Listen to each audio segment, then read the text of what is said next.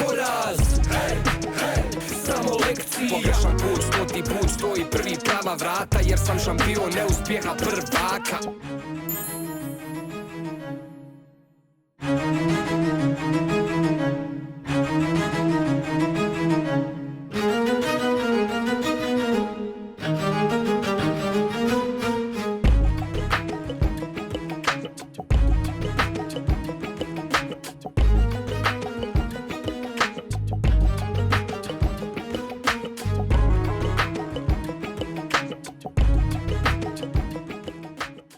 Rekli smo da si rekla da je jedan od razloga Ivica, da se otac posvjeti njemu, vjerojatno i malo zasićenje. A je li naš operirala, i ti Blanka, operirala je štitnjaču, koja zna doći od pritiska i od svih. Je li to, putvani si ti to izgledalo da ti ovako, to kao kaže ovdje. Da, s lakoćom. Ali je li može mlada osoba, znaš, veliki je pritisak tebi koja je nešto napravila i sad se apsolutno stalno traži to. Je li ti to, je li to dovelo do tvog zasićenja, da ti možda to svjesna nisi, nego se sve događa malo podsvjesno? Pa ovako, ja sam se u jednom periodu bila izgubila. To je bilo kad sam krenula iz dječjeg skijanja u odraslo skijanje. Izgubila sam se na način da sam izgubila jedno 23 kila. I bila sam ovak tanka. Tad mi se dogodilo... mandarinke, ono, i pila vodu. To, kokice, mandarine, da. Gdje je bilo zapravo... Mislila sam si znači, kao ja sam ušla u odraslo skijanje i šta sad vi svi hoćete od mene? Znači, ok, ja sam, dobra sam, perspektivna, zdrava sam, ali zašto bi ja sad morala opet, mislim, meni je to bilo kao da sam, prešla iz skijanja u atletiku. Kao da sam prošla u novi sport. Što se tiče pristupa nekakvog. I tu recimo u tom nekom periodu da sam se malo bila izgubila mentalno. Nisam bila sigurna kao šta sad ja trebam.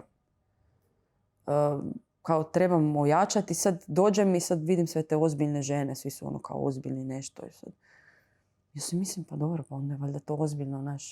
Nisam znala kako bi se tome prilagodila. I onda sam se tu u jednom trenu izgubila. I onda nakon te cijele sezone koja je bila tak malo kak je, jer sam bila slaba i nikakva i nisam ništa mogla, sam se malo dobila i skužila sam da to što svi pričaju, što svi govore i što svi rade, to je uopće nebitno. Za mene, konkretno. I da ja moram početi samo brijati svoju briju. I dalje razmišljati onako kako sam ja prije razmišljala. Bez da sve to utječe na mene. Jer ja sam mislila, ja sad nešto ne znam, ja dolazim u nešto što mi je nepoznato. Oni znaju, razumiješ, i oni meni govore šta bi ja kao trebala i kak bi trebalo, ali ja se ne osjećam ugodno da ja radim stvari onako kako je meni netko rekao. Ali imaš 17? Da. Skijaš s ljudima koji imaju 28, 30 ili koliko? I to je najveći skok u svakom sportu. I onda tu, recimo, to sam se malo sam se pogubila i onda sam shvatila da je to, besmislice šta ja sad. Onda sam dalje nastavila tim nekakvim svojim zaigranim načinom funkcioniranja, recimo to tako. I kod vas, odnosno kod tebe, pričamo o tebi, je stalno izražen nacionalni naboj bio. Recimo, naravno, ne voliš ti igrat za Hrvatsku više nego ja ili bilo koji drugi, ali mi imamo klub i reprezentaciju. Ti, tako reći, nemaš klub. Tebi je svaka trka, je grb, piše Hrvatska ili Croatia i himna je. Svaki, to je s jedne strane super za motiv, jel tako, za ova, s druge strane je i pritisak, znaš, to je, jer može mlada osoba, opet, i to je, ne da nije lako, pogotovo kad si ih navikla na ovo, jer pazi, samo da završim, to je nova država koja traži afirmaciju. Ali upravo je zato bilo lako svidjeti se ljudima. Ti nisi potrebno bio, mislim, A održati to što se svidjela, to je problem. Pa mislim, održavaš sa rezultatima. Ili? Upravo to je govorim. S rezultatima, ali treba ih imati stalno. A dobro, ali nisu uvijek bila, nisam ja, ne razumiješ, ja nisam stalno pobjeđivala u spustu. Ja imam u spustu jednu pobjedu. Hello. Razumiješ? Je, ali generalno si ovo stalno. Mislim, imala sam tu nekakvu konstantu. Pa niko nije ovo, nema ravne crte, Bože moj, ali je vrh. Svako malo je medalja, svako malo je himna, svako malo je nešto. Govorim da je to fenomenalno, ali biti promotor svoje zemlje, Bože moj, ali i dodaje ti na kalemi onaj pritisak. Pritisak jedno ti sam sebi možeš dati, nitko drugi. Apsolutno nitko ti ne može, ni mama, ni tata, ni cijela Hrvatska, ni cijeli svijet. Jer ti skijaš. I bilo bi, sad nisam nikad točno zaključila da li je sebično od ljudi što tebi stvaraju pritisak da mora biti, ili je sebično od tebe, od mene, recimo, šta meni nije važno da li neko misli da ja trebam biti prva. Pa od ljudi, više od ljudi je, samo je to teško, je doći u tu fazu. Pa da, ali razumiješ, shvatiš da, mislim, nije bitno da li netko misli, šta neko misli o tebi. Za koga je to bitno? I po čemu? Je u teoriji, ali u praksi nije to lako. I ja imam taj problem i ja to boriš se s tim, pa je nekad, pa si bolji nego prije, pa je dobro, pa ovo. I svi to imaju. Ali to što ti pričaš, tako bi trebalo biti. Tako bi trebalo, ali do toga doći i to održavati, da tebe apsolutno nije briga. Ko izgleda da ga nije briga, recimo? Ibrahimović u nogometu. On igra šta god kažeš, ja sam Bog, ja sam ovo. Ali je to iznimka. Ipak ljudi više osjećaju iz obaveze, odgovornosti i svega. Ma znam, ali i ti ljudi, pa šta njima nije jasno da je prvo i meni bitno, mislim, da budem najbolja što mogu. Pa mislim, ne moraš me ti podsjećati na to, meni je to savršeno jasno. Majko moja. Amo na skijanje. Interesira nas. Znači, iza svakog uspjeha u bilo kojem poslu, ne samo u sportu, je rad. Ali šta mora osoba ima da bi bila dobar skijar? Da ima potencijal za biti dobar skijar? Kaže, ja ću trenirati, ali ima razlik. Ima i talenta. Nije sve tako relativno. Sigurno da ima talenta. Koji su to talenti? Pa mislim, talent za pokret moraš imati, recimo u skijanju. Motoriku, znači koji u nogometu. Znači od mozga do ja ne bi do nikad noge. da mene staviš na bilo koji stadion ispred 80,000 ljudi. Pa ja sama sebi ne bi mogla loptu dodati. Jer bi se tresla. U skijanju je to super, jer si ti sam. Ti zapravo nemaš uopće ideju ljudi oko sebe. Ali znaš da čuješ. Su tamo. Ma ne, znaš. Pa mislim, znam ja, mislim da ne znam šta, ali to, a kad to ne dira, znaš, toliko koliko je stadion kad grakne, mislim. A isto ću ti ja reći da ti... Ja ko navijač, dođem na stadion i kad čujem taj huk, pa legla bi dolje na teren i ovak bi si rupu počela kopati. Pa ja igračima kažem istu stvar koju ti isključite se, ili se ti isključiš, možeš i to ima i takvih igrača. Teško se isključiti, meni se lagano isključiti na skijanju. Jer ja idem brzo, na kraju krajeva. Oni stoje, ja idem brzo. On može vikat šta god hoće, ja sam već na 10 vrata ispod. A ti ćeš ti s terena pobjeći. Pa isto ja trčim, ti na ali trčiš po terenu, nema desna, ne možeš otići van stadiona. Dobro. Se ohladiti. Bravo. Znači, to je motorika, hrabrost, međutim, naravno, snaga, masa, ali ima tu i jako puno psihe, jel? To je isto mentalni sport. Sigurno, mislim da je glava je sve. Jer ti, mišiće ćeš ti naučiti da oni, mislim, ti ćeš njih napraviti snažnima. Ali mišići ne djeluju bez glave. Možeš biti najjači na svijetu, ali ako ti nemaš glavu da digneš najviše kila na svijetu, koliko god to izgledalo, jednostavno ti dođeš kod utega i to napraviš. A šta je s ovim pamćenjem staze? A to je rutina nekako to. Naučiš se to jako lagano. I ovisi, ljudi različito pristupaju tom pamćenju staze. Neki su detaljniji, neki su manje detaljni. Ja sam recimo izuzetno detaljna. Jer volim biti pripremljena. Ne volim da me nešto iznenadi. Volim kad me nešto iznenadi, volim biti pripremljena za to iznenađenje. Da imam matematički zadatak u glavi kako da tri načina da riješim to. Šta me Koliko zadesilo. ja znam skijanje, ne znam ga previše, ali sam se uhvatio malo jer me zainteresiralo kad sam krenuo ovo za tebe se malo pripremiti.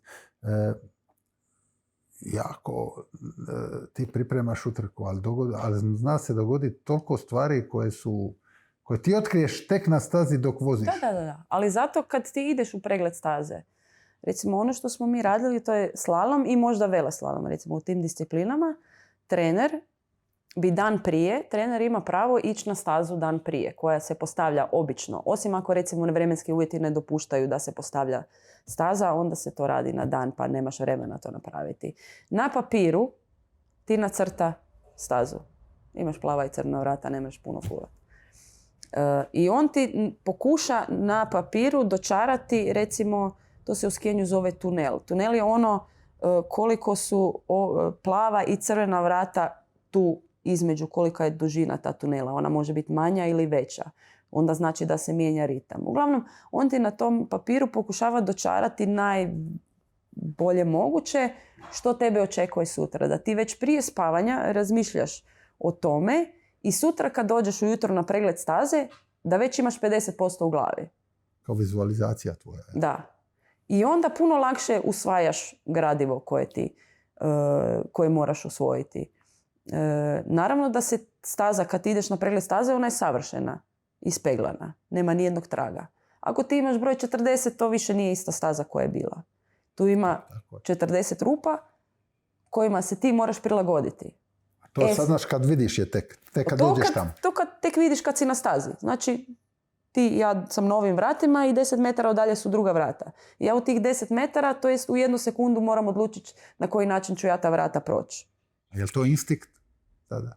Pa ako puno ponavljanja radiš, ako to treniraš, ako puno treniraš na takvim uvjetima, onda ćeš se puno lakše prilagoditi.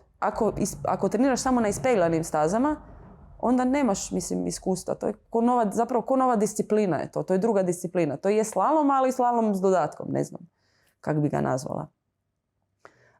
Pa zna se izbrijat vjetar, promijeni se konfiguracija. Ili sunce, pa ili magla, pa ili to se promijeni na tim visinama za čas, jel?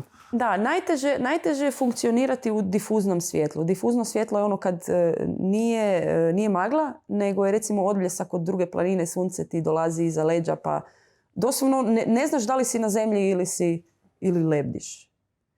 Tako da taj dio je najteži. Ali drugačije pristupao stvarno tom. Ja se mogu uvijek uspoređivati sa bratom.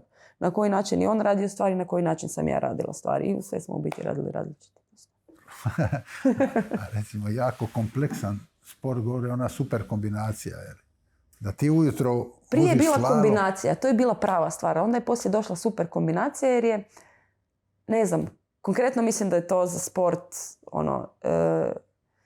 sport se sve više pokušava približiti ljudima koji su manje izvrsni. Da je široj masi dostupan. Jer svi bi željeli biti uspješni i dobiti priliku. To je moj dojam. I sve te stvari koje se rade zbog atraktivnosti pod krinkom atraktivnosti, zapravo ne rade razliku između onoga koji je stvarno kvalitetan i ko će znati riješiti problem kad je stvarno problem tamo i onoga koji je prosječan. To je recimo, opet ću uzeti za primjer u slalomu jer je to najlakše to napraviti. Slalomske staze su nekada, osim što nisu bile toliko ispeglane jer nije bilo tih ratraka i svega toga da ih mogu napraviti, pa je bilo doslovno ko rodeo, nikad se nije postavljalo s metrom. I ne možeš ti kad se spuštaš sa skijama dolje ocijeniti da je nešto 10 metara od tebe, 9, 8. Ali je bitna razlika u cijeloj toj kad ti imaš 70 vrata. Sada se sve radi s metrom, znači ja uzmem metar, ti možeš doći tamo, ako znaš stajati na skijama, 10 metara, tu spustiš se, probušiš, zabiješ kolac. Uzmeš dalje 10 metara. Znači, to nije nikakav skill. Ne treba ti apsolutno nikakvo znanje za to. A onda skijaš koji stoji na startu, vozi tu stazu, ima isti ritam od početka do kraja. Znači, skill 0. Ti samo jedna vrata da zamakneš malo krivo ili 1 metar skratiš, pola ljudi ispada van. Zato jer ne razmišljaju. Da. Jer su ko automatizmom krenu od početka do kraja. I tak generalno mislim da sport je nekako, barem neki sportovi, naravno ne možeš sve, su počeli funkcionirati tako da one koji su manje dobri, kako bi ih približila oni koji su stvarno izvrsni, smanji su nekako kriteriji to. Da. A kad bi stvarno bio ima tih nekih staza koji su stvarno izazov, tamo pola ovih ljudi koji su sad kao odjedanput došli od nekuda, na tim pravim stazama iščeznu. Bravo, jasno mi je to ko dan. Koje i sve od tih komponenti, glava, motorika, sve skupa, di si ti, šta je bilo tvoje, di si ti znala da si tu bolja od drugih, u čemu? Ili je to jedan whole package ono što govori? Ne mislim da sam bolje u ičemu od drugih. U svemu. Samo bolje iskorištavam svoje kapacitete. Naučila sam vjerojatno bolje iskorištavati svoje kapacitete. A i to je, pa u tome si bolja. Da znaš svoje tijelo, da poznaješ svoje tijelo. Da znaš što tvoje tijelo može i koje su tvoje granice. I nikad iznad tih granica. Ja nikad nisam išla iznad svoje granice. Je li imaš ti granice? Možda jedanput recimo to kad je bio kad sam pala. Slomila se, Bože moj. Kad sam pala na tom treningu, tu sam još bila mlada i zaigrana i bilo mi fora, znaš, kao sad sam pobjedila, znaš, poletiš. I nisam previše razmišljala, mislim. Pa sam se onako, pustila sam se samo da me odnese, a to je bila greška. Trebala sam prikočiti. Razumiješ, trebala sam malo oduzeti si tempa, ne zaletiti se tako na taj skok. Jer ja sam skočila puno dalje od drugih. A drugi su, vidiš, to je vjerojatno iskustvo bilo. Drugi su bile iskusnije, znale su da je skok problematičan. Ja, dijete šta zna, uzme i nosi. Ja sam se zaletila na taj skok osivanja, razumiješ? Razumijem, da. Tako da tu opet iskustvo igra nekakvu ulogu. Ali moramo poznavati, mislim da je jako bitno baviti se sa svojim tijelom i sa svojim umom. Ti ne moraš biti ni pametan ni inteligentan za to. Samo moraš biti realan.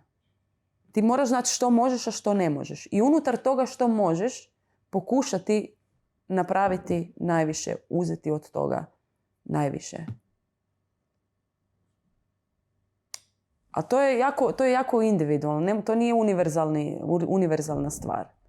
A ne znam, ljudi se više vole baviti drugim ljudima, analizirati druge ljude, šta, kako, ko, netko radi, nego sami sa sobom. To je neki moj dojam, možda je krivi. A imaš ti i ovu tvoju svestranost, znaš, ti si jedna od 3 ili koliko skijašica koje ste pobjedile u svih 5 disciplina, je li tako? Koja je najteža? Je li može tako? Najteži je veleslalom. Teži je Super G. Da. Zašto? Meni je on izgleda najlakši. Ja ne znam, timing ili ti moment. Veleslalom je specifičan po tome što je vrlo važan moment kretanja u novi zavoj. Ima jedna jedina osoba koja je to, barem možda poslije Ted Ligeti u jednom periodu, Amerikanac. Ingemar Stenmark, njega svi znamo, čak i ako ne pratimo skijanje. On je bio čovjek koji je vozio veleslalom u savršenom trenutku. Jer ovisno o tome koliko su vrata udaljena, ti se nikad u biti ne smiješ prestati gibati. To je fora. Ali jako je teško to postići u odnosu na tu udaljenost. Slalom je zapravo konstantno ti daje ritam sam po sebi. A ovdje ti moraš davati ritam i naći pravi moment kada završiš jedan zavoj i počneš raditi drugi. To je stvarno jako teško i zahtjevno. Sad je to nešto lakše uz ove modernije skije, carving i to. Prije je to bilo teže. Ali zato je meni, ja se u veleslalomu jedan dan bi bila za pobjedu, a drugi dan ko da više ništa ne znam. Nikad nisam mogla naći nikakvu baš luda sam bila, frustrirajuće je bilo jer nisam mogla naći nekakav univerzalno To rješenje. biti osjećaj, je li? Da, osjećaj taj Jer neki. ti u slalomu, da, jasno. Imaš ritam, To je daje ti... matematika, svako zna di mora biti, sad ko će prije, Ne, ali ko će događaju bolje. se stvari u nekakvoj određenoj dinamici. A ovdje nema te brzih vrata, ne dolaze vrata jedni za drugim, nego ti moraš ili davati ili oduzimati taj nekakav tempo ili naći moment kada da ti taj zavoj završiš i počneš raditi drugi dalje. Tako da je veleslalom meni. A Super G i spust, spust je čista uživancija. Ideš brzo, ali imaš vremena i prostora za djelovanje. Teško jer su velike sile, naravno. Ali generalno imaš prostora. Nije ko u slalomu da ti moraš sad u tisućinki sekunde, top, inače Kratki si promašio pokreti. vrata. Tebi su vrata daleko. Imaš puno prostora za manevar kojom rutom ćeš ti ići. Tako da recimo meni je spust velika uživancija, slalom sam najmanje volila, bila sam najbolja u njemu. U veleslalomu mi je bio fora, ali nisam mogla naći pravi recept za to. Super G je onak nekako neutralno, sve super. Je li najteža utrka ono što govore, onaj spust, najopasnija? Spust na Kitzbühelu, onaj kao se Nisam već nikad vozila i štrajf. neću nikad u Kitzbühelu. Obzirom, nakon što sam prestala skijat, bila sam neko vrijeme sa bratom u njegovoj ekipi. I ti muški spustovi šta to oni voze. Znači, nešto ti s glavom nije dobro. Znači, nema... Kitzbühel još ok. Nije problem spustiti se po toj stazi. Problem je brzo spustiti se po toj stazi. Razumiješ? Znači, isto kao recimo kad se voziš u autu. Kad si na autoputu. Ako se ti voziš 120, 130, ti ne vidiš ni jedan zavoj. Ako se ti voziš 230, odjedanput nastanu zavoji. Da, 100%. To mi je nekako najrelevantnija usporedba. I ne znam, meni su ti muški spustovi, Kitzbühel je još, mislim, težak je, zahtjevan je, ali postoji tu recimo Bormio, to je u Italiji. To je pogibeljno. Ne znam. Ja ne znam kako ti dečki to izdrže. Ili u Wengenu, to je u Švicarskoj.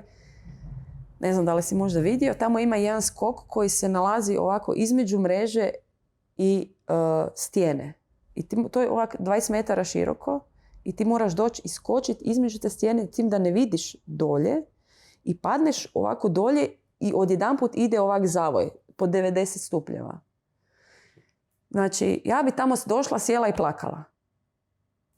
Ja ne vidim rješenje kako to proći. Gledam njih i mislim si, znači, s jedne strane ti je mreža, znači, ili možeš zapeti u tu mrežu, Pa su ligamenti pa visi to ko nekakva zastavica na njoj, ili padneš tu dolje u neku poluprovaliju, ili te odnese dole na drugu stranu u drugu provaliju, jer tam više nema nikakve staze, ničega.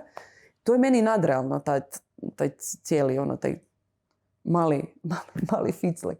Doslovno ja bi kad sam išla, ja sam uvijek ja bi tu stala, mogu voziti cijelu stazu, samo ću tu skinuti skije, ići ću okolo i da dalje mogu nastaviti. Ali dobro, to su ti muški spustevi su malo zahtjevni. Ti koja ne kalkuliraš, recimo Anja Persson kaže za tvoj kvalitet, mislim kvalitet za tebe, kaže kad u prvoj vožnji imaš prednost od sekunde, onda ti drugu još daš gas, nema kalkulacije. Pa da. Zato jer su drugi dobri. Dobro, okay, pa mislim, ona je dovoljno dobra da to nadoknadi. A čekaj, ali u drugoj vožnji, recimo ti imaš sekundu prednosti u prvoj vožnji, ajmo se igrati pa reći tako. Druga vožnja, ti skijaš. I na pola vožnje, koja traje minut ili tako manje, na pola vožnje, jel ti znaš? Ne.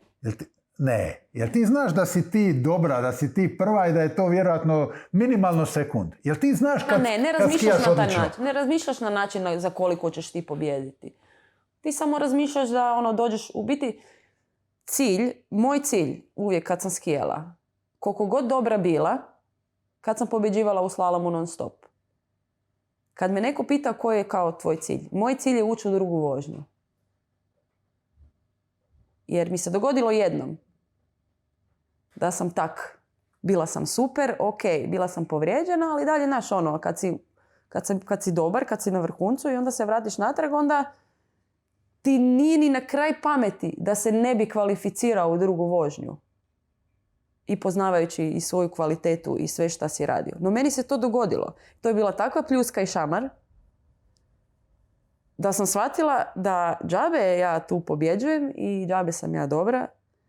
Kad dođem tu, ja sam, ne znam, mislim da sam bila 34, ali tako nešto, ali možda i krivo kaže. I onda onako si mislim, aha, ok, od sad samo da uđem u drugu vožnju. A onda ću u drugoj vožnji doraditi, ako treba. Ok, sad završila je prva vožnja. Da. I prva si. Dobro. I sekund je prednosti. Dobro. I sad startaš zadnja od ovih koji te mogu ugroziti, jel tako ono? Dobro. I krećeš, znaš koliko su one, znaš sve. I voziš se i na pola vožnje, jer ti znaš, imam ja i dalje tu prednost, jer vozim znaš, dobro, da, vozim. znaš Pa koliko, zašto ne usporiš onda malo? znaš koliko griješiš. Pa zato jer ti se može dogoditi greška. I ako usporiš pa ti se dogodi greška, onda si nagrabusio. Jel, ako Ne dodaš smiješ gas, nikad spustiti gard. Nema spuštanja garda.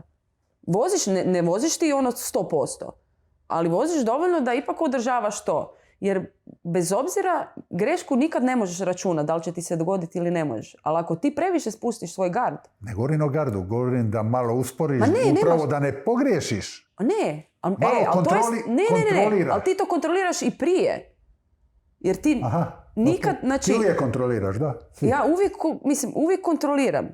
Nikad, meni je bilo bitno, znači u mojem skijanju, meni je bilo bitno raditi što manje pogrešaka. Zato jer oni oduzimaju strašno puno vremena. Znači, ti uvijek, to sam ono što sam rekla o ekonomičnosti, uvijek moraš imati spremno da ćeš pogriješiti i da će ti trebati ekstra snaga i motivacija da to nadoknadiš što si pogriješio. A ako već do tog trenutka ti ideš ko manijak i svu svoju energiju rasipaš, ti više nećeš imati snage da ispraviš to što si pogriješio. Cilj mojeg skijanja je bio da što manje griješim. Jer zašto bi griješila, zašto bi si dopustila da pogriješim ako mogu biti dovoljno dobra uz recimo 80% angažmana. A ovih 20% neko ostane u slučaju krize. Tako nekako. Ali to možeš u individualno, mislim, ne znam da li u timskom sportu možeš tako funkcionirati. Možeš više u timskom. Ali opet moraš dobro sebe poznavati. Moraš znati koje su tvoje mogućnosti. Šta si ti na kojoj stazi spreman ili šta je moguće. Moraš znati, aha, gle, ova staza mi, ili znaš, ne znam, ovo mi baš se ne sviđa kako je postavljeno. Ok, nije ono nešto šta mi najviše paše, ali moraš znati na kojem dijelu onda šta moraš napraviti da bi nedostatke svoje u biti umanjio ako ti nešto ne paše. Tako da, evo. Recimo, kad si spomenula sad i par puta postavljanje staze, što to točno znači u ovoj praksi? Znaš, kad trener, recimo, tvoj otac je često bio prozivan od Austrijanaca, Švicaraca. Da, zato jer je postavljao staze koje ti moraš razmišljati. Koji odgovaraju vama. A šta znači to u praksi? Je li ima neko ko to amenuje? Ili ti možeš staviti kao Ne, ti možeš, mislim, imaš ti pravila koje moraš slijediti. Ne možeš ti staviti jedan kolac tu, a drugi na drugu stazu. Da. Ima pravila koja su od skijaške federacije napravljena i ti, ne znam, naravno da se i ona mijenjaju s godinama. Ne znam, jedne godine je bilo popularno slalom postavljati 15 metara vrata jedna od drugih. Što ti zapravo dolazi skoro na veleslalom. I ti ako napraviš, recimo možeš postaviti stazu od 8 do 15 metara kolac. I naravno da ako ti staviš jedan kolac 8 metara udaljen jedan od drugih, a drugi 15, a treći onda 8, da ti totalno taj ritam razbijaš ljudima. I ne može se svako prilagoditi takvom ritmu. Znaš, i onda je ljudima najlakše ono kao pa to je komplicirano. Pa normalno da je komplicirano, potrudi se. Razmišljaj. Meni to nikad nije bilo jasno šta je to moj tata tako krivo postavljao stazu. Meni upravo je radio ono što mi radimo na treningu. Zabavio te je. A ne da staviš samo jednu kazetu u ovo i da kao na repeat ko pilići šta izlaze svi isti iz inkubatora. To je strašno. A ne to ti daje prostora da ti budeš kreativan. A kad je sve isto, tvoja kreativa tebi ništa ne znači. Jer je sve isto. Da, u biti, da. To je Kao i ta super kombinacija kad ti voziš u 10 slalom sa jednim skijama, pancerice se vežu tako, a u jedan je spust, jel tako, gdje su skije pol metra veće ili više od To je smiješna jedna tranzicija koja ti kad spusti. Obično se spust vozi prije. Iznimka je bila na olimpijskim igrama u Salt Lake Cityu. Zbog vremena je bilo slalom prije pa spust poslije. To je recimo bila dobra stvar za mene. Da se tako odigralo. Ali to je stvarno jedna smiješna stvar kad ti sa jednih skija od 2.12 moraš doći na skije od 150. Da. Ono, koje su lakše 20 kila od ovih, doslovno ko da na nogama nemaš ništa. I imaš te nekakve spore noge jer su ti spora vlakna u spustu, znaš, ništa se ne događa brzo. Nego druga skupina mišića isto radi. Brza vlakna u slalomu gdje ti se moraš a u spustu je to moraš biti puno profinjeniji, moraš imati osjećaj jako dobar. U spustu je važan osjećaj, a u slalomu ti zapravo ne treba osjećaj nikakav. Nego samo što jače lupetat. Reci mi, koja je uloga, kolika je uloga ovih ljudi koji ne vidimo? Tim i sjene, ovi tehničari, recimo, znamo da u Formuli 1 njih pokazuje, jel tako, pa oni pripremaju gume, pripremaju utrku cijelu, jel tako, ovi ljudi koji su u boksu. A u skijanju ovi ljudi, znači veličina skije, vosak, dužina štapova je to. Koliko to pravi razliku? Moj serviser je bio mađioničar što se toga tiče. Imala sam sreće da smo naletili na Juru Hafnera. Prije sam imala neke druge servisere, isto u početku je tata bio. On je to dok smo bili klinci servisirao, onda poslije kad si ozbiljniji onda si dobio od tvornice, znači proizvođača skija. Servisera isto možeš dobiti. Tako da serviser je definitivno što se skija tiče, ali ja mislim koji svi ti isto znaš, bilo koji dio ekipe, svako ima neki svoj dio koji odrađuje, koji nije manje bitan od onoga, ne znam, što radi moj tata. On nije glavni trener, naravno, ali fizioterapeut, pogotovo serviser, velika važnost. Velika važnost. Ogromna. Pa čak i ona osoba koja, ne znam, u Americi je bilo minus, 50. Ti se moraš skinuti u taj kombinezon i spustiti se dole. I čak osoba koja samo nosi jaknu, razumiješ? Da ja dođem dole da se mogu osvući. Sve isto to nebitno, ali bitno. Jer inače šta, ja bi došla dolje gola i ništa, morala bi dalje sa žičanom ići na minus 50. To nisu sad nekakve wow stvari. Ali su bitne. Na kraju za uspjeh koji dođe. Ne? Bez svake te kockice, puzle, male, ne bi bilo. Ne? Mislim, niko nije nezamjenjiv, ali mi smo imali jednu steady ekipu koja je dobro funkcionirala. Nema puno skijaša u Hrvatskoj, tako da ne možeš puno. Mi smo tu sa Slovencima, mi smo vozili i njihovo natjecanja. Znači, kad sam bila klinka, obzirom da nije postojala nekakva u Hrvatskoj nekakva organizirano, pretjerano to skijanje je bilo, ali nije bilo previše konkurencije. Mi smo bili u shodnoj regiji slovenskoj i mi smo tamo sa njima nastupali, tako da je to isto jedna bila super stvar, da su nam oni dopustili da možemo voziti njihovo državno natjecanje. Bravo. Znači, skijanje je tvoj sport, je li tako? Je li voliš druge sportove? Koji voliš? Volim, sad glupo, volim gledat nogomet, jer me opušta. Zašto te opušta? Tako? Do sada ne. Nego nije ima neki flow određeni koji nije prezahtjevan za praćenje, a držite zainteresiranim. A opet recimo ako jedan trenutak, kad tekma traje teško, ako jedan trenutak nešto pogledaš natrag, vjerojatno nećeš ništa prepustiti. Jer vjerojatno se nećeš okrenuti natrag kad je sad taman, kad komentator viče i najavljuje da će sad blizu se približavaš golu. Ne? Tako da, ne znam, ima mi taj neki i to dodavanje nogomet, recimo, možda zato jer meni nogomet nikako ne ide. Znači, nikad se nisam rukomet, je dobro i to s rukama super to, ali s nogom nogomet nikako Odlično nisam... bi bilo da ti ide ovo, Ne, se da, tebi zanimljivo i glava, meni, noge. ali nikako, znači dvije lijeve noge, nisam nikako sa s tim nogometom. I upravo zato, vjerojatno što nikako nisam mogla, me više još fasciniralo. Šta se sve može s nogom napraviti. I ti slobodnjaci, pa to kad lopta ide u svim smjerovima, pa meni je to ono, kak to, imaš nogu, lupiš nogu, meni znači ono, imaš nogu, lupim je. I lopta ide ravno, ali ne ide lopta ravno, nego ide ovak na sve strane. I ta precizna dodavanja, ne znam, Beckham, kad ti doda Roberto Carlos, mislim, to su sad okej. To je i meni čudno. Dobro, da. I tako, fascinantno mi je to kak ti možeš s nogom kao da radiš s rukom. Jer ruka je ruka, imaš tu kontrolu, ali noga nemaš ti tu finu motoriku. Kakvu imaš sa rukom. Niti je vježbaš, jer ti kao malo dijete, ti sve šta radiš s rukama. I razvijaš tu finu motoriku s rukama. A šta ćeš ti s nogama raditi? Prste prebirat klavir, po klaviru, znaš? Ili crtat sa nogom. Ne razvijaš tu finu motoriku. Nego samo hodaš i trčiš i to. I onda to moraš početi. To mi je zanimljivo kod nogometa. Mislim, volim generalno sve. Volim čak i umjetničko klizanje gledat. To opušta. Da. Gimnastika mi je wow. Hokej obožavam. Ja hokej ne mogu. Ne vidim, dobro.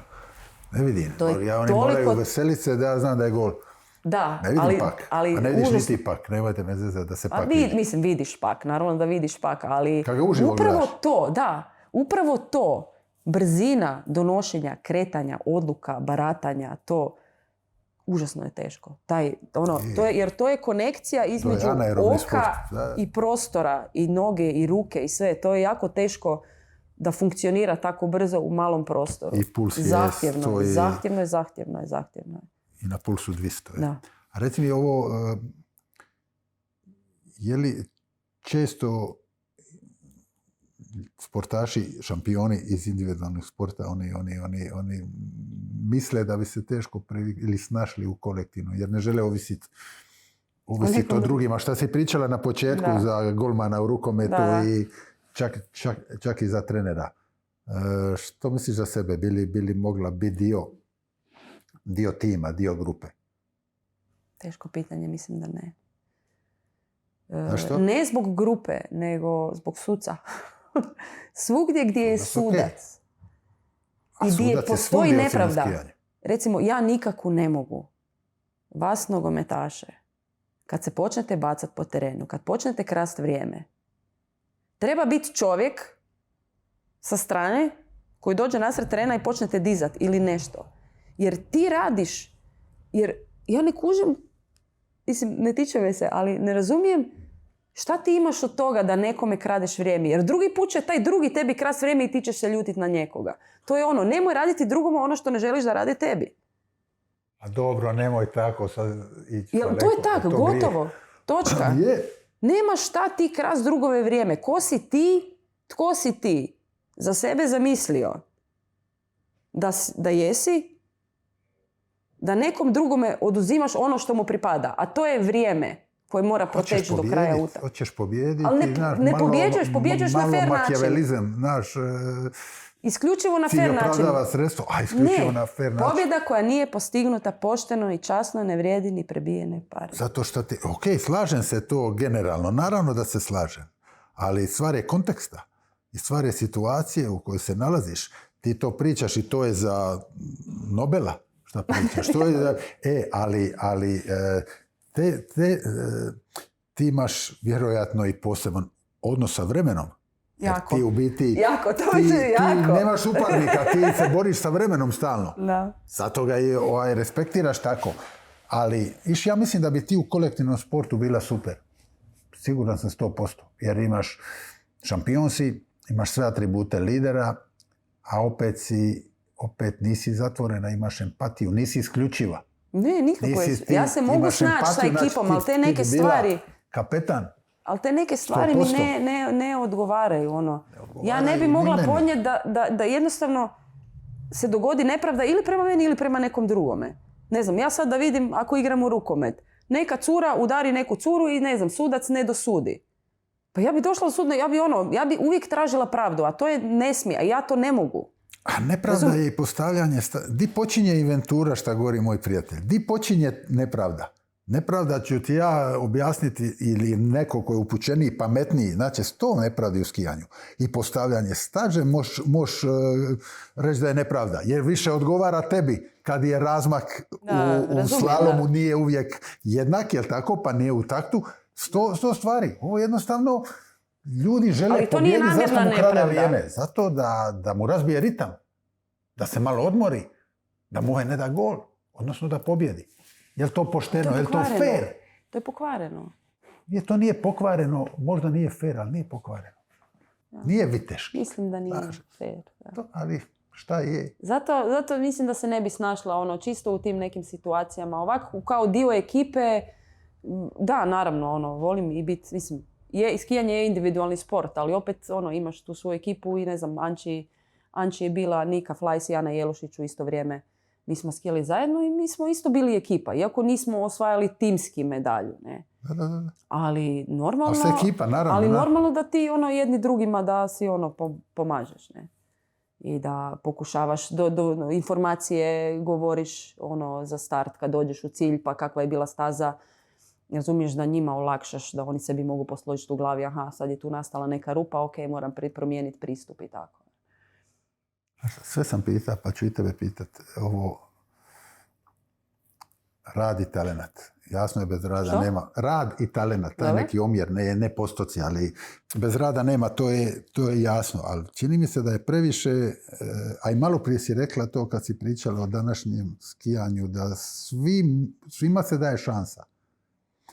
Znaš, nekako je javno mnjenje je da svi mogu sve, sky is the limit, svi mogu sve, a po meni... Amerikanizacija. Tako, a po meni nije to baš tako. Nije to baš, ne mogu svi sve. Ne mogu. Svi mogu nešto sigurno. Nisu svi za sve i nije sve za svakoga. Tako je.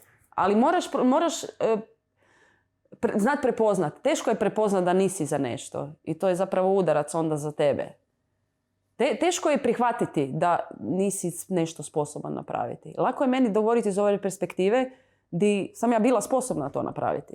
Razumiješ? Razumijem. A neko možda nema kapaciteta i trudi se, a jednostavno nema kapacitet da bi to napravio. Ako se prebaciš na djecu i na roditelje, onda ti ima ko reći na jedan ok način da možda nisi za to, ali si za nešto drugo. Jer šteta je ne da nisi... Nije da... Ja ne želim da oni budu dio sporta. Ne, ma to je radi njih. Jer ima puno uništenih snova i razočaranja, čak i propali života. Jer se sve guralo na tu jednu stranu, a moglo se taj neko realizirati ili u nekom drugom sportu ili u nekom drugom poslu. Da, jasno. A potrošio si vrijeme na nešto što ti na kraju nije donijelo nikakve rezultate koji si mogao uložiti u nešto drugo. Ma ne, to je jasno.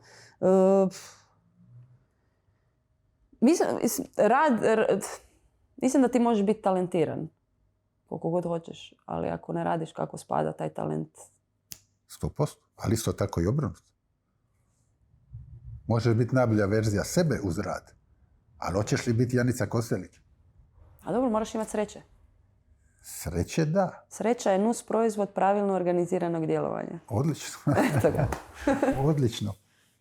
Reci mi za ovaj... Koliko si zadovoljna današnjim sportom? Je li se on udaljio od svoje esencije, svog bita? Je li to previše... Teško je to, ne znam. Ima argumenata i za i protiv, tako da mislim da bi teško dala nekakav specifičan sud o tome. Stvari se mijenjaju, to je normalno. To kao da smo isto, ne znam, dok sam se ja bavila aktivno skijanjem, da smo razgovarali o tome šta je bilo prije 50 godina. Stvari se mijenjaju i treba se, sport se treba mijenjati s tim. Doping? Fuj. Fuj, jel? Znači, ja ne razumijem. Znači, vrhunski sport... Ima ga dosta, pogotovo u individualnom sportu. Da, ali u skijanju nema ga puno. To barem nisam ovak čula. Znači, vrhunski sport. Znači, moramo znati, imaš sport, imaš rekreacija, sport, sam za sebe, i imaš vrhunski sport. Vrhunski sport je najnezdravija stvar za tvoje tijelo. Jer svoje tijelo dovodiš do nekih granica koje nisu običajne.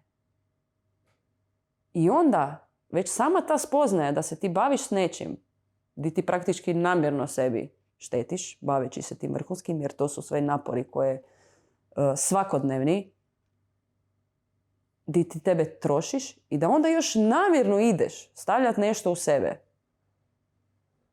da se još više uništavaš. Pa mislim, šta je, kak ti to može biti? Ne kužim. Zato da bi brže trčao. Pa to je upravo ovo. Nisu svi za sve, ako ti ne shvatiš da ti nisi za to, onda posegneš za dopingom. Ali šta će ti, mislim, šta tebi znači ta medalja? Ako ti cijeli život moraš u sebi nositi to da ti to nisi ostvario sa svojim potencijalom. Jesi sa svojim potencijalom, nešto ti je pomoglo, ne? Možeš i tako, mislim, obrnuta psihologija. Ali ne znam, ali meni to nema zdrave nikakve logike. Da ti štetiš još više sebi osim onoga. Ako si ti odlučio baviti vrhunskim sportom, koji je težak, koji je naporan, i psihički i fizički. I da onda još ideš uzimati te nekakve, mislim, supstance i uništavati se još i na taj način, nema potrebe. Rekla si malo prije da se vremena mijenjaju i da uspoređivanje nije potrebno, što se kaže. Ali si rekla jednu super izjavu, pa bi da mi je objasniš. Si rekla da nisi sigurna da bi ovo što si ti napravila mogla napraviti u današnje vrijeme. Je to sad zadnje kad sam bila. Da. Moj karakter, moja osobnost nisu moderni. Ne znam da li će se to shvatiti, ali više sam old school. Ne znalazim se u svim... Van staze misliš? Ne, nego pogotovo te pritisak tih društvenih mreža. Van staze znači, prije su bila, doma. znači prije imaš si televiziju, imaš si novine i imao si očekivanja. A danas svi ti ljudi imaju pravo na internetu stvarati mišljenje o tebi. I to za osobu koja je mlada, koja mora tek krenuti, koja se ne snalazi kao što se ni ja možda u početku nisam snašla, isto sam se malo izgubila. Pa to je pogubno. Da tebi netko drugi, osoba koja sjedi na kauču, govori koliko si ti vrijedan. I ti to znaš. Ali ti opet, znaš ono, možeš ti biti, opet možeš znati koliko ti vrijediš i šta ti jesi. Ali teško je ostati. Ne, to ti znaš šta ona misli, jer je komentar neki, ti to čitaš. I mislim da je strašno teško to sve zajedno. Ja nemam ni Instagrame, ni Facebooke, ni to. Jer, mislim, fora je gledat neke prijatelje i to, ali sad pratiti sve te ljude bitne na tim. Jer svi su sad bitni postali, svi su napravili nešto. Aktivna si u radu sa djecom i sama si majka 2 sina. Šta preporučaš roditeljima i djeci u nekom odabiru sporta? Pretpostavljam da sport je dobar, je li tako? Ono što struka, to ja nisam stručnjak, znači ja... Jel svoju djecu, svoje sinove hoćeš ih usmjeriti prema sportu? Imam sina i kćer, da, naravno. I usmjeravam ih prema sportu jer mislim da je, ali mislim to svako normalno zna, nije to mislim sport, oni se igraju tamo. Ideš na nogomet, oni igraju nešto. Mislim, to je sve njima mora biti u obliku zabave. Po meni je sport postao puno prerano preozbiljan. Gledam svoje nečake. Oni su se opredijelili za nogomet. I to je super. Ja ne znam zašto se dječaci opredjeljuju za nogomet. Jer je jako teško uspjeti u njemu, jer od 10 ljudi 9 ih igra nogomet. I ogromna je konkurencija i puno je na kraju krajeva i novaca u igri, sve to skupa. Ali dobro, mislim, to je odabireš jer to valjda voliš, ne? Tako da, mislim da je za djecu, da je sportom, ozbiljnim sportom oduzeti dio djetinjstva. 100%. Jer jedan 7-godišnjak, 8 godišnjak mislim da ne treba toliko puno vremena provesti u ozbiljnom konceptu nekakve igre. I da nije sazrio dovoljno za to. Nego da to više bude onako neobavezno. Igra. I igra te lige sa 7-8 godina, pa ta djeca, pa golovi, pa roditelji daju po 200 eura ako zabije gol i to. To je, pa se Razumiješ? plaća. Mislim, na kraju krajeva nisu djeca kriva, roditelji su krivi. Jer djeca se ne odgajaju, roditelji odgajaju djecu. Mi odgajamo djecu. Ja, nisu čak ni roditelji krivi, jer ako je tako posložen sustav da djeca startaju sa 6 godina, onda ne možeš ti svoje dijete Da, ne možeš ga od toga. A mislim, Meni možda mala možeš pa ide doći na sa 12 taekwondo. godina. Meni Sofi ide na taekwondo, ima 10 godina. Ja sam ponosan, sve je počela. Ide 5 puta tjedno, ponedjeljak, utorak, srijeda, četvrtak, petak. Najbolji klub u državi, taekwondo klub Marijan, koji napravlja sve. Imaju medalja ko u priči i fantastični su. I meni je drago. I sad sam ponosan što ona ide svaki dan. Ali jel mora baš svaki dan? Onda saznam da njeno godište dosta njih trenira 2 puta dnevno. I kako ćeš ti ako... Znaš, a mi to ja nisam nismo zato. tako radili. Nismo tako, ali da, tad su bila romantična vremena još. Zato je jedan od razloga zašto mislim da ne bi previše pritiska na tu djecu. Isto kao što s tim mobitelima. Znači, roditelji daju te pametne telefone djeci u ruke i očekuju od djeteta od 7 godina da se on zna pravilno, mislim, razumno s tim telefonom služiti. Pa ne možeš, ti si djeci dao odgovornost koju oni ne mogu podnijeti. I onda su djeca kriva. Kako se djeca? Pa nemamo dati telefon pametni. Daj mu ovaj da ima nazvat 098 Nokia stara ili šta god već. Da. Ali... Ne možeš očekivati, previše odgovornosti je na toj djeci. Istina. 100%. Previše odgovornosti oni imaju na sebi. Moraju, emocionalno moraju biti zreli. Moraju ovako, moraju onako, moraju u školi biti odlični. Moraju u svemu biti odlični. Jer ako ti, iz hrvatskog imaš 5, a iz matematike imaš 4, onda je propao cijeli svijet. Mislim da previše očekujemo od tih klinaca. Preozbiljan je sport prerano. A nije samo to, nego ima i individualni trening, jer svi hoće dio kolača. Svako će biti dio toga. Znači sve to, onda imaš ishranu. Ali ne ideš se s tim baviti zbog toga. A vi ste jeli slaninu, luk, jel tako, češnjak, onaj... Mislim, jeo si šta god je bilo. Ne, današnjim klincima je sve dostupno i puno previše svega ima i ne možemo očekivati da oni budu ni previše kreativni kad im je sve šta god na klik ruke. Ne moraju ničemu razmišljati, ne moraju...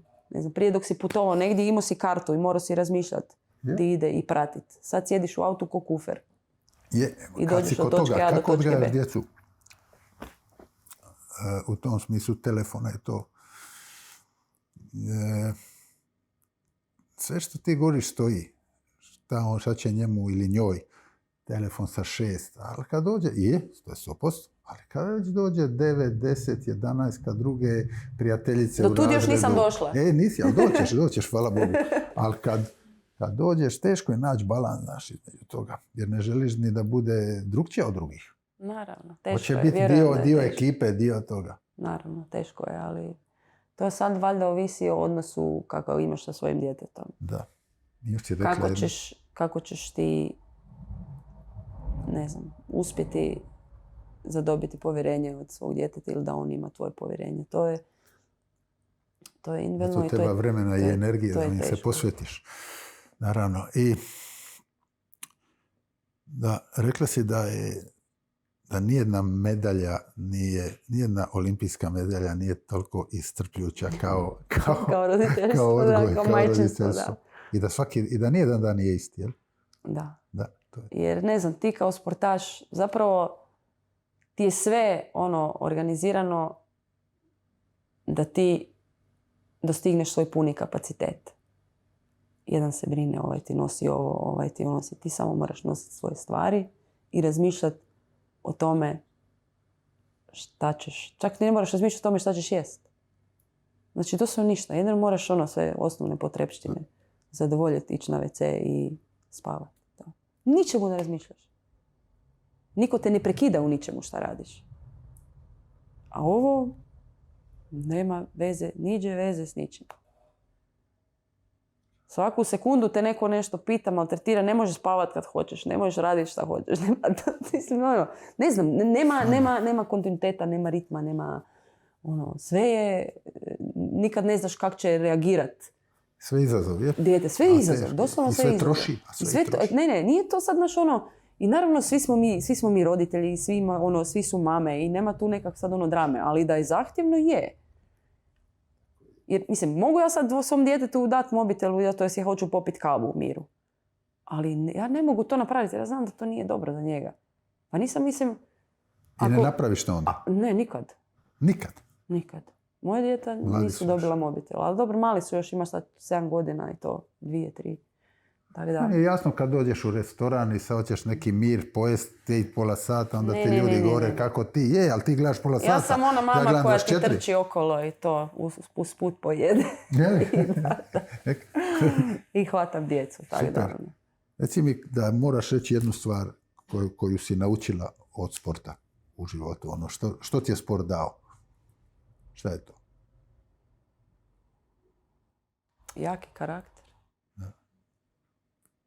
Ali opet ne znam da li je to sport ili način života do sporta. Ili a ima utjecaj, sport sigurno ima utjecaj na to. Još jedno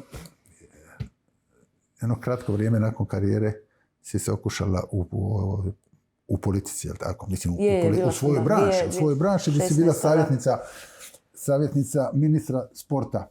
I to je prvi jedini put da si doživjela neke neugodne trenutke i da je to... da si uopće imala... Ali ne zanima me to, ne zanima jel te smeta što je društvo kod nas, a ne samo kod nas. Što je podijeljeno. Tako da ti jedina šansa da ostaneš što se kaže u plusu, kao heroina, kao ta... je da ne radiš ništa ili da umreš, Bože moj dragi, jeli? Sve drugo... Čovjek koji radi griješi. Ma ne znam, mislim, ljudi, šta god je da ti odlučiš napraviti, ljudi će te uvijek suditi. Ali to je mislim...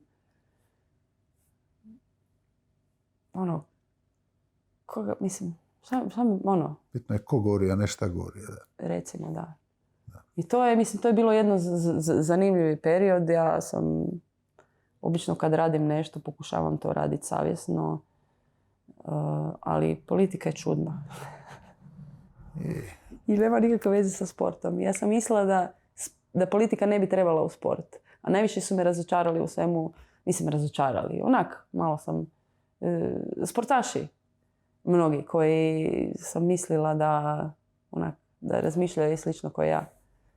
Da. Ali, nažalost, na malo takvih sam naišla. Šteta je, ne možeš izgubiti tu.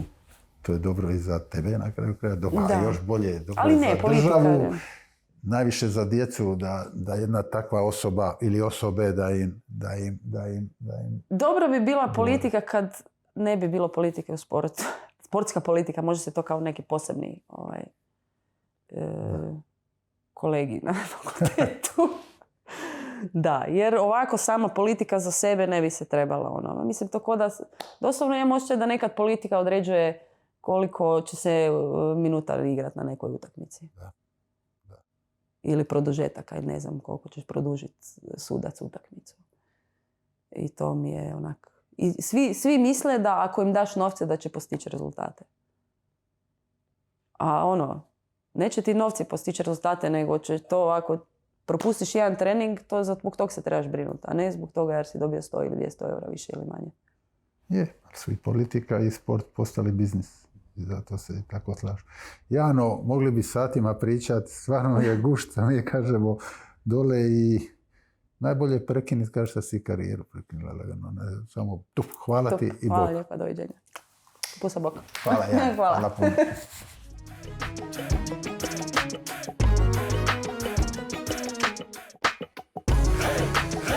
Nikad poraz, samo lekcije. Pogrešan put, 100. put, stoji prvi prava vrata, jer sam šampion neuspjeha prvaka.